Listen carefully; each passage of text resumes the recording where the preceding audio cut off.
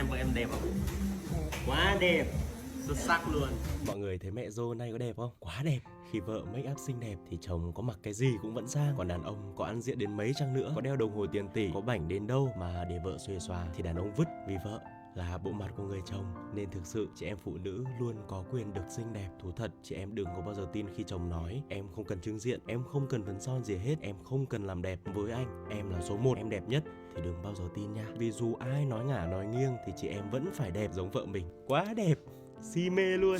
Phải thơm tho, phải có sự chăm chút và lo cho bản thân. Đẹp luôn luôn được yêu thương, đẹp luôn luôn được ưu tiên. Không vì ai cả, vì chính mình. Ra đường mà mình đẹp, người ta khen mình xinh, mình tươi, được mọi người nhìn ngắm, chính là liều thuốc cực tốt giúp chị em trẻ đẹp lâu đấy. Và điều quan trọng nhất là chúng tôi rất sợ mất vợ đẹp. Vì thế, hỡi các chị em ơi, hãy luôn tự tin và xinh đẹp nhé. Còn các anh em mình ơi, đừng tiếc tiền nhá.